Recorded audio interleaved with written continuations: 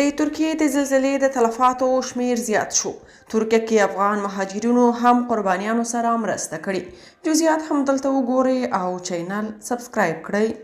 ترکیه هغه هیواد دی چې تیر کال یې لسګونه زره افغانان له خپل هیواده وشړل او همدارنګه لسګونه افغانان یې شهیدان کړ. خو کله چې ورباندې بده ورځ راغله نو هماغه افغانانو ورسره مرستې ته ودانګل. ځینو افغانانو زخمیانو ته وینه ورکړه او یو شمیر نور بیا د خوراکي توکو مرسته وکړه. ترکیه کې میشتې سرچینې وایي چې د افغانانو یا د اقدام د ترکانو د تود هرکلي سره مخ شوی دی.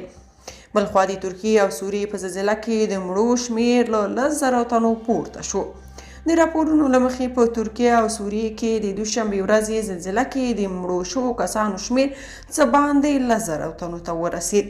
اسوسییټډ پریس خبري اژانس نن چهارشنبه د فبروري په 8 د سلواغې په 19 د یادو هیوادونو د چارواکو له قوله ویلي چې د دغه کسانو له جملې څخه 1,108 په ترکیه او 2,530 نور په سوریه کې مړه شوي دي.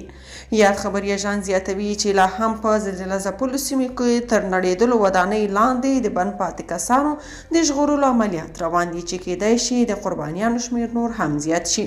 د راپورونو له مخې د سوریې دولت تر کنټرول لاندې سیمو کې 1,250 تنه مړه شوي او 2,450 تنه ټپیان شوي دي.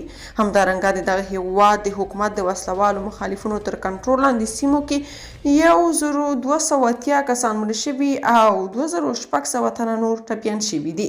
په همدې حال اردوغان نن ویلي چې یو کال کې به ټولو زلزله ځپلو خلکو ته کورونه جوړوي. که تاسو په دې اړه څه نظر لرئ په کومنټ کې شریک او چینل سبسکرایب کړئ.